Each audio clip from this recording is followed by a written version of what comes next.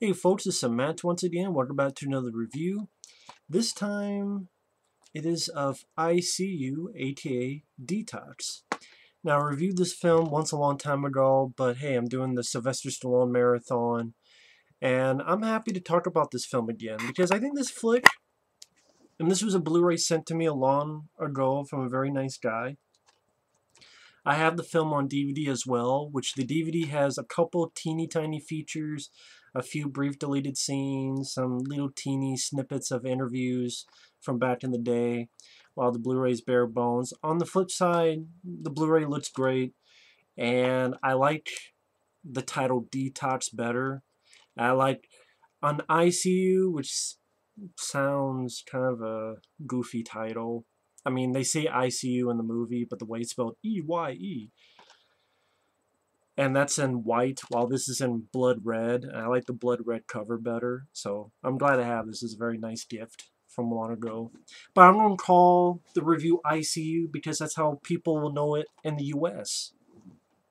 But in the UK, it's called D-Tox. Now, when this film was being made, I think Ron Howard at first was going to direct it, but then he was a producer. Then things changed and he took his name off it. I think Imagine Entertainment was going to be a part of this, and they took their name off it. And it was supposed to come out around 1999, and the film test screened badly. And I believe there were reshoots or additional photography. I know the score here is by John Powell, but apparently other pieces of music were fitted in, so I don't know which parts were from John Powell and which ones were not. Either way, I love the score to this, which I'll get more into. And they still had bad test screenings, and for 3 years this was sort of in limbo. Universal not wanting to do anything with it. And then they just dumped it to straight to video in 2002 with a white cover and called ICU. And it was one of those Sylvester Stallone films with a hell of a cast. You have Charles Dutton from Mimic, among many other films. You have Robert Patrick from Terminator 2. You have Robert Prosty from Christine. You have Tom Berenger from Sniper and The Substitute. You have Courtney B. Vance, Polly Walker, Dina Meyer, Stephen Lane, Jeffrey Wright, Chris Christopherson. It's directed by Jim Gillespie, who had done I Know What You Did Last Summer, which I think I reviewed that film. It's a time waster at best, but this is a lot better. And I think this is a very underrated film. It does have its flaws, mainly the editing is a bit awkward. Some scenes kind of just fade out. You tell there's some stuff cut out. As I was watching the film, I could see things that I would have snipped or would have changed to make maybe the suspense and mystery work a little bit better. Another thing, I wish there was more gore. I wish it was a bloodier movie. But I don't think this is the train wreck that its reputation gets. I don't think this is an awful film at all. I don't think this film deserved to go straight to DVD dumped in the fucking ditch. I've seen, even taken with Stallone, I would take this over Driven any day. And Driven got a theatrical release. I would take this over Expendables 3 any day, and they got a theatrical release. Fucking Whiteout with Kate Beckinsale. I'm not a fan of that movie. That got a theatrical release. I like this more than Whiteout. And the thing is, I kind of wish Renny Harlin had directed this because a few years after this movie, maybe not that, maybe not too around the same time, Renny Harlin made the film Mindhunters. Well, not around the same time. This was supposed to come out in 1999, but when it came out in 2002, around that time, Renny Harlin released a film called Mindhunters, which I really enjoy. I think Mindhunters is one of Renny Harlin's more underrated movies. And I think that's a better directed movie than this. I'm not sure which I prefer more because I would say this has the better cast. Although I don't mind the cast in Mindhunters. Like, LL Cool J, I thought he did fine. But imagine Rennie Harlin's Mindhunters, but instead of LL Cool J, imagine if that starts Sylvester Stallone. Take the same movie, same direction, but take out LL Cool J and put in Sylvester Stallone. That would have been pretty damn badass. And I liked LL Cool J in the movie. I'm just saying, imagine if Stallone was in that role in the very same movie. So I wish instead of Driven, because Rennie Harlin and Stallone worked on Cliffhanger, which I love to death, instead of the project, their second one being Driven, I wish it was this movie. Like, imagine if Rennie Harlin directed this, or hold off on it and let Rennie get Stallone to star in Mindhunters. I think we really would have had something pretty damn awesome. But saying all that, I think this is a good movie. I think it's a good thriller. It's the closest, well, you could say Cobra, but even this is the closest that Stallone ever did a horror film. It's a thriller. It's done in that vibe of Seven and The Bone Collector and Kiss the Girls and those kind of thrillers. But it's also a bit of a slasher movie. It's a killer killing cops in this abandoned rehab. It's a rehab clinic. I don't know why I said abandoned. Well, it was long ago. Then Chris Christopherson took it and made it into a rehabilitation clinic for cops who are suffering alcoholism, drugs, suicide attempts. And you see a little bit there. And this guy starts killing these cops one by one. And it's Sylvester Stallone in a slasher movie. And I think that's really cool. It also has easily one of Stallone's most underrated performances in his entire career as Jake Malloy, an FBI agent who's going after this killer, who's going after cops. One thing leads to another. The love of his life is murdered. And then he thinks the killer's dead. He's an alcoholic. He's suicidal. He tries to commit suicide. It doesn't work out. So his buddy, played by Charles S. Dutton, brings him to this rehab clinic. I think it's in Wyoming. I could be wrong. I forget exactly where it was. But it's the dead of winter. There's a storm coming. And I thought the location was really cool. I mean, yeah, if you think, man, that's a really depressing looking place. Like, if you're going to send a lot of suicide attempting, drug abusing, alcohol drinking people, maybe have a place that's more colorful. Take them to McDonald's or something. But for a movie, I think it's a really cool location. So I mean, granted, I'm like, well, put some color in it. Put some blue or some yellow and brighten their spirits, pink and purple, and put some posters up. But for the movie, I thought it looked great. It gave me elements of John Carpenter's The Thing, not in story, but in location of being in the cold, in the snow, in this remote area in the middle of nowhere, and supposed to be the paranoia of who's the killer and who's not. And I'm a sucker for action stars being in horror films, or as close as you can to a horror film. Arnold, I love him in End of Days and Predator. Van Damme, I wish he would have done one, because he never got to do one. Dolph Lundgren, I guess the closest would be stuff like I Come in Peace. I mean, that's not horror, it's sci-fi, but still an alien drug dealer from outer space. I know he's in a new one, Don't Kill It, which I've seen trailers and I'm not sure about. But I remember first hearing about this movie under the title ICU, and I'm trying to think what movie I saw that had the trailer to it. But I was in Texas in the time, and I heard about it. I went, oh shit! Man, I can't wait till this film comes out. And I remember walking all the way from my home to Best Buy to look for this movie. And I found the DVD and I was so excited and I popped it in. And I'm like, I really enjoy it. I think it's a really good movie. It was a very different character Stallone has played. I wonder if he took this because I believe at one point he was offered a role in the movie Seven. and he declined. And I know that's one of the movies he regrets not doing.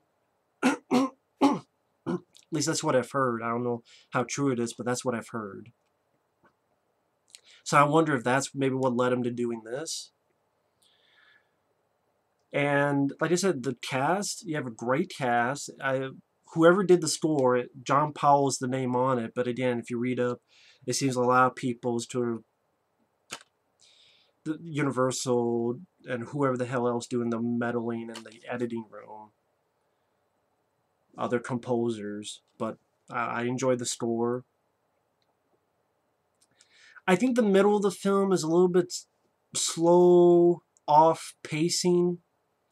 And that's what I mean. Like, I can see parts that you could cut and edit and scenes that kind of fade out. And on the DVD, there's a few deleted scenes that I think should have been in the movie. Like a nightmare scene. There's a nightmare that Stallone has while he's in the rehab that in the movie is kind of, you see only bits and pieces and it's edited in, not as a montage, but very quickly. While in the deleted scene, the whole nightmare was played out fully. I think it would have worked well if that was played out fully. Like, there's certain... Again, I think this needed a few passes in the editing room, and it needed some more gore. Some more just flat-out visceral violence. Not just because I'm a gore hound or anything, but sometimes that gives you that impact. Oh, okay, this is what the killers can do. This is what the killer's about.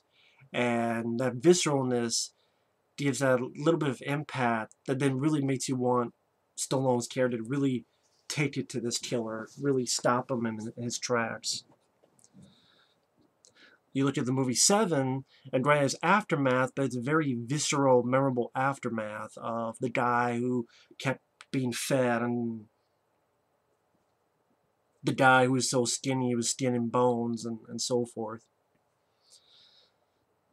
But I think it has a great opening.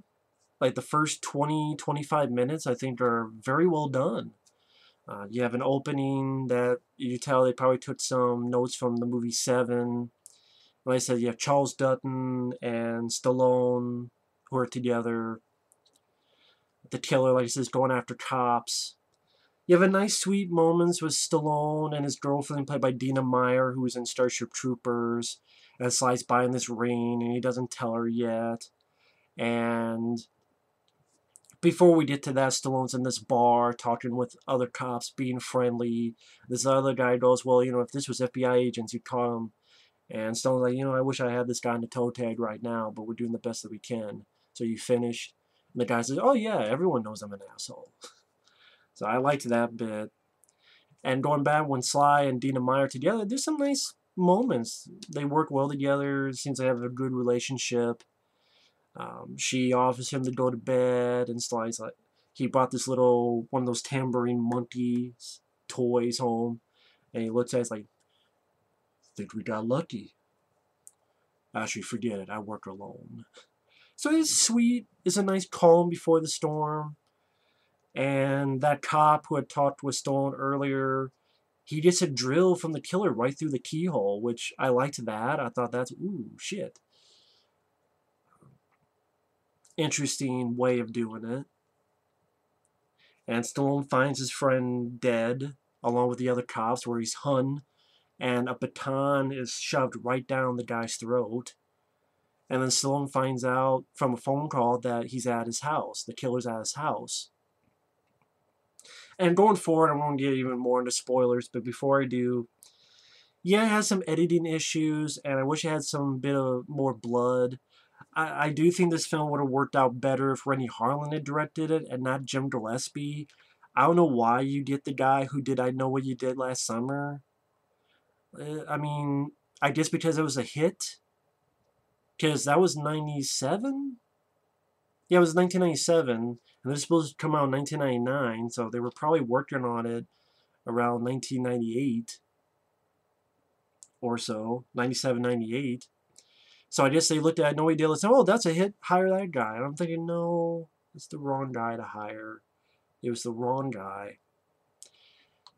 I mean, I know David Fincher probably would have been having a sense of deja vu, but if David Fincher directed it, if Rennie Harlan at that time directed instead of doing the fucking Driven with Stallone, do this movie instead together, I think it would have been even better.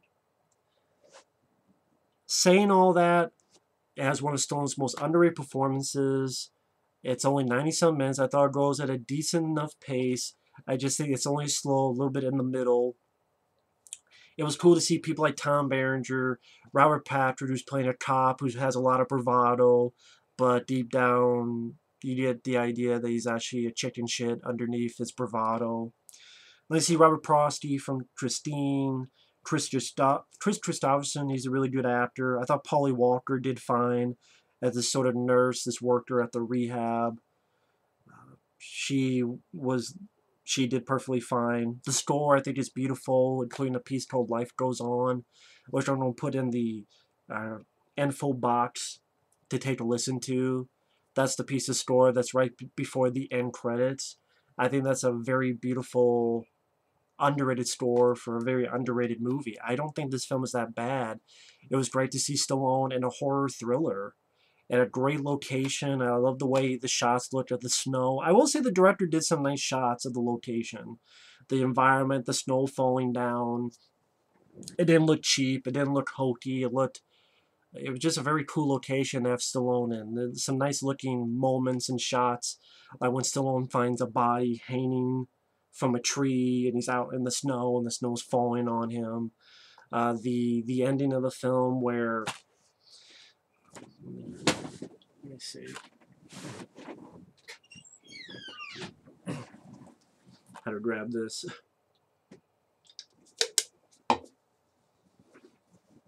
I love the shot at right before the end credits, which I'll get to.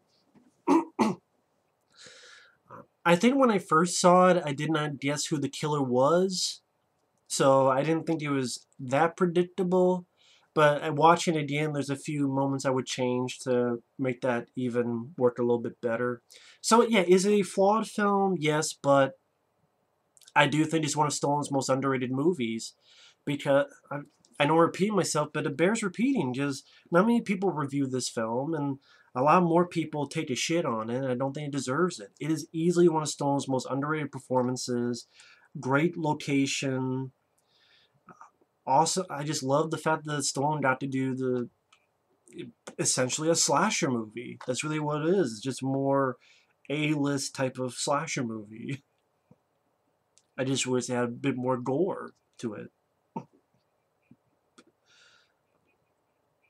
And a lot of familiar faces. Like I said, Tom Berenger, Robert Patrick, Jeffrey Wright, Dina Meyer, Chris Christopherson. The score fit the film well.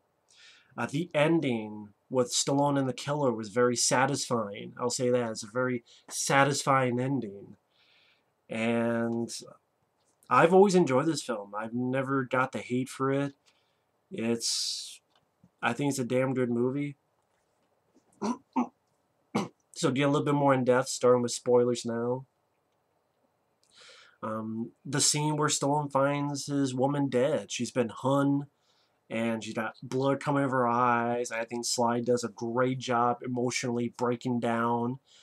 Again, people who say Stallone cannot act, they're full of shit, and they need to watch movies like this. And again, that's another reason why something like Creed pisses me off. I know people are like, oh, get off that.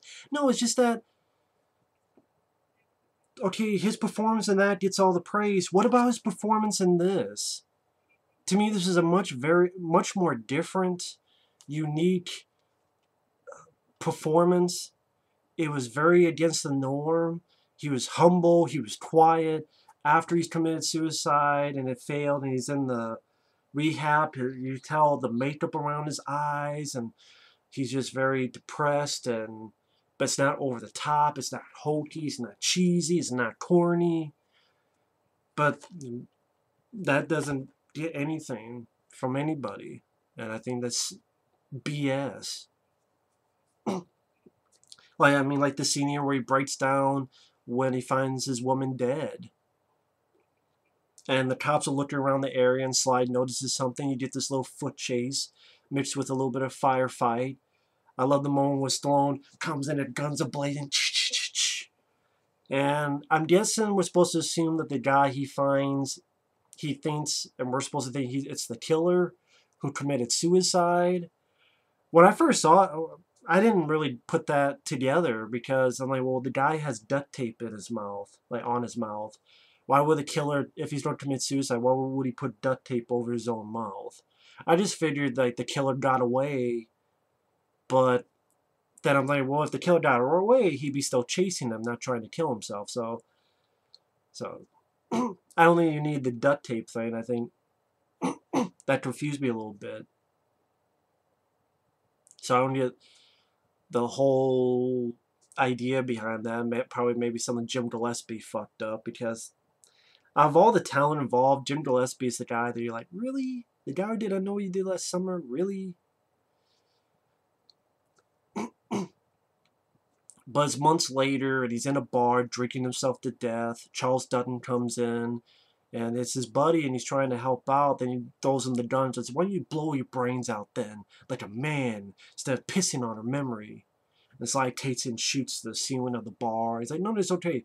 What are you doing, man? You got a lot to live for. And Stallone goes in, he's drinking, he breaks into this house, the alarm's going, and he cuts his wrists. And I thought that's a great emotional scene for Stallone. Something he did not do often. It was refreshing to see. And yeah, people say Stallone doesn't do different stuff. He does, you just take a shit on it no matter what he does. Which is, yeah, it's BS. I think that scene worked. I love the music during that scene. And it cuts to, the suicide attempt failed, and he's now in this facility, this rehab facility in the snow. Again, I love the location. It's a great look to it. Chris Christopherson is the head of it. Love the Sly's little makeup on his face that shows he's really out of it. He's not prim and proper. It's very used. I don't mean that in any shitty way. I mean just the way it should be. I mean, if he's been an alcoholic and he's going through hell, he's not going to be prim and proper on his face. I thought it was cool that Stallone let that happen. And you're meeting all the residents, the actors. Charles Dutton, he's going to stay nearby in the shack. And there's some nice shots. For example, there's this little pond in the ice, and a dead body pops up. And that's when you know, oh, okay, something is up. And later on, you find out what that dead body is from. I think Stallone does, again, a very natural, low-key, and it just is easily, I would say, his most underrated performance. His most underrated movie, that's tough, because I love Rambo 3. I think that's very underrated. Demolition Man, hell, that's underrated. Over the Top is very underrated. Performance-wise, I would say this is his most underrated performance. Because no one talks about except my friend Mike, friend Fabio, my friend Efri. That's it. And me. My friend Efri, I showed him the film when we were on Skype a long time ago. He really enjoyed it. I think Mike OCP, I think he saw it based on what I said. I could be wrong. He did a review. I didn't want to watch it again. I've seen it, but it's been years. I didn't want to watch it again because I didn't want to steal anything that he said.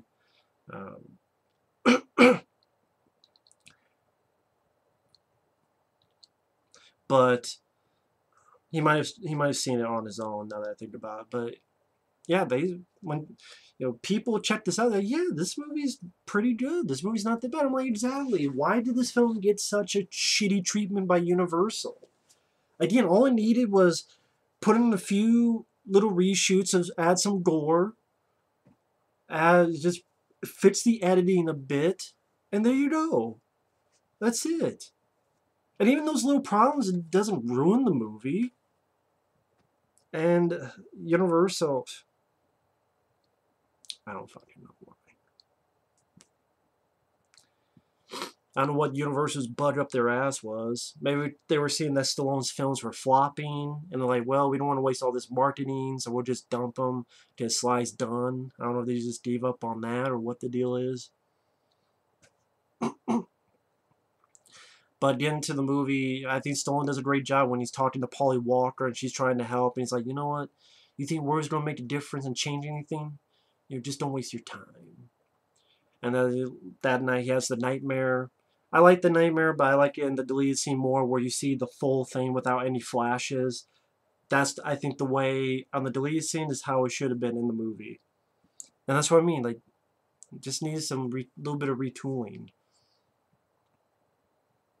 And they start finding people dead by suicide. Sean Patrick Flannery, who's been in quite a few films, like this very underrated one called Lone Hero that he did with Lou Diamond Phillips and Robert Forster. They find another guy dead. There's a storm going on. Stephen Lane is being a dick, like in a lot of movies he is, and they're not sure about him. Chris Christopherson, he follows this sound and follows this person, and it's someone with an axe.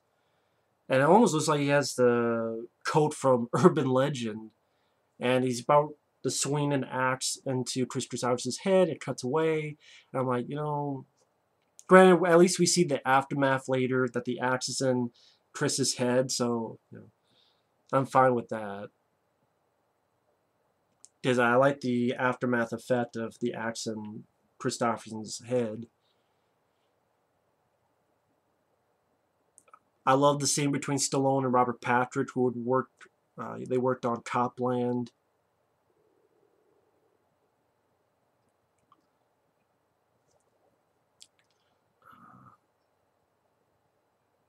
And I'm trying to think. Oh, like I said, Robert Patrick is a guy who has a lot of bravado, and Stallone doesn't take any shit, and he goes up to him because Robert Patrick had made the mistake of talking about his woman, and Sly goes, "You talk about her again, and I'm going to kill you." And you tell Robert Patrick's eyes, now he's like, oh shit, you don't fuck with John Rambo, you don't fuck with Marion Cobretti, you don't fuck with John Spartan. Uh, get the fuck out of Dodge, and he does. So I like that scene a lot. And the section is, you know, paranoia, who to trust. It's not up to levels of, say, John Carver's The Thing or other films, because, again, you have the guy who did I Know What You Did Last Summer. I remember reading one point someone mentioned, oh, why not like Wes Craven? That'd be cool. Like a guy like that. Or hell, John Carpenter himself, or fucking, or Rennie Harlan. I mean, he did Prison. That's a great movie. He's worked in horror before. Elm Street 4. Mindhunters, again, I really enjoy that one. People start checking sections. And then things really go to hell in the third act, where Stephen Lane, I like the shot where you find his body hung from the tree out and outside. One guy gets his throat cut. Robert Prosty gets put into this chair and fried. Again, most of this is cutaway. It's not anything effects-wise, really. Which I thought was a little bit of a mistake. I think it could have needed a little bit of more visceral violence. But Stallone, he's putting the pieces together. He checks his dead body, and there's this ICU under these eyelids, and he realizes who this killer is. That's the same guy from before. But Sly gets knocked out by Tom Berenger, and he's thrown in because they don't trust him. And in that room, he's trying to get out. He finds these matches, and he realizes it's this guy. His character's name is Slater. And I forgot who the hell the actor's name was. I thought the actor did a good job. And I like the idea that Stallone's trying to get out using the ring that he was going to give his girlfriend. I like that little nice touch. So this is based on the 1999 novel Jitter Joint, written by Howard Swindle.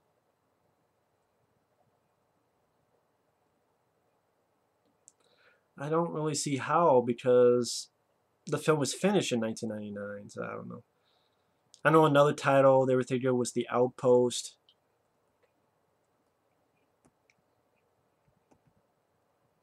Christopher Fulford, who is Frank Slater. I thought he did good. I thought he did a good job. That guy goes after Robert Patrick. Robert Patrick shows his true colors and becomes a crybaby. Sly starts finding dead bodies and starts trying to chase the Slater guy. And no, not AC Slater from Saved by the Bell. That'd be a different movie. Mario Lopez pops out. He's the bad guy. I thought you were Zach Morris. So that's why I tried to kill you. But Charles Dutton arrives, which kind of made me think of The Shining, because it's the snow and him going up in this vehicle. I'm like, is he going to get an axe to the chest? No, thankfully he does not. And the killer's trying to kill Polly Walker, but Sly kicks ass, smashes through to stop Slater from killing her. He gets a knife in the arm, but Sly's like, you know what, I got a knife in my arm. Fuck that. I'm just going to beat the shit out of him, slams him and impales him. The guy's talking shit, lifts him up. I see you. You see this? Slams his ass right into this. What the hell do you call that? I forget what the hell you call that. I forget what that. But there's a lot of spikes on it. Impales his ass. Love that stuff. And apparently, I remember reading that there was a different ending at one point. Yeah, a new ending was also filmed in which the main villain is killed in a different way. I don't know, maybe it was just sort of... This one did seem like a much more... a very satisfying ending. So I have a feeling maybe audiences... maybe whatever the original way that was, I don't know. I couldn't find any information on it. But how did the killer die originally? I don't know. But it seems like maybe it was a weak kill, and let's give him more satisfaction. Let's make the killer suffer. I love the way the movie ends with Charles Dutton, Polly Walker coming out, and then he comes out, wrapped his wound, leaves the ring on a necklace onto a tree branch, and he walks away, and the way the music settles down. I love that ending. I think it, anytime when I watch a film and then just that ending makes me smile, like, oh. And this shows me there's something to this. I know in a Crew News in 2006, Stallone was asked why the film did not get a wide release, and this was his answer. It's very simple why D-Tox landed in limbo. Film is a very delicate creature. Any adverse publicity or internal shakeup can upset the perception of and studio confidence in a future. For some unknown reason, the original producer pulled out, which I wonder if that was Ron Howard he's talking about. And right away, the film was considered damaged goods. By the time we ended filming, there was trouble brewing on the set because of overages and creative concerns between the director and the studio. The studio let it sit on the shelf for many months, and after over a year, decided to do a reshoot. We screened it, it tested okay. Well, he says here, Ron Howard was involved with overseeing some of the post-production, but the movie had the smell of death about it. Actually, if you looked it up, you could see celluloid buzzers circling as we lay there dying on the distributor's floor. One amusing note, it was funny when we were met at the airport by the Teamsters, they have a sign in front of them saying D-Tox. And all these actors like me, Chris Christopherson, Tom Berenger looked like we were going to rehab rather than a film shoot.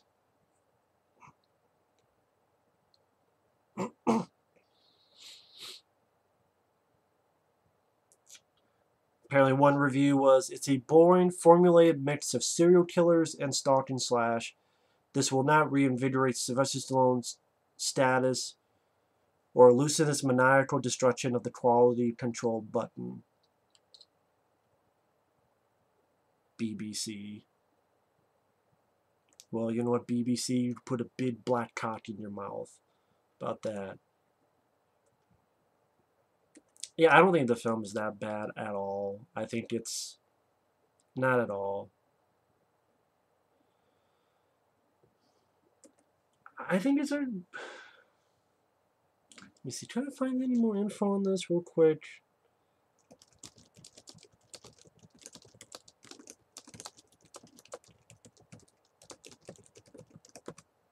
Let me see.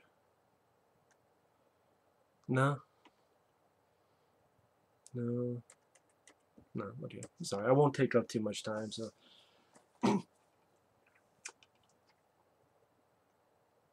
seeing Sylvester Stallone in a horror thriller, I thought was really cool. Very underrated performance. I know I've repeated myself, but fuck it. Great location. Love the way it ends. Very satisfying kill on the serial killer. Love that. Very satisfying ending. And it was just really cool to see Stallone in a slasher movie. When I saw that trailer, I went, wow, really? In a good way. And love the way it began, love the way it ended. The middle's a bit slow, but I could deal with it fine.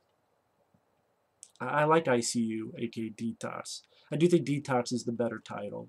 But yeah, I thoroughly like the movie. It has its flaws, but I don't think it deserved to be dumped. I don't think it deserved to be put in the toilet, and I don't think it deserved to be flushed down by Universal. I think that's a bunch of BS, and there's a lot of other movies they did put out in theaters that didn't fucking deserve it. I had to look it up around the time Universal was releasing movies, but that would take too long. But yeah, I enjoy this film. I do think it's an underrated flick. Thanks for watching. Take care, and we will see you later. Bye-bye.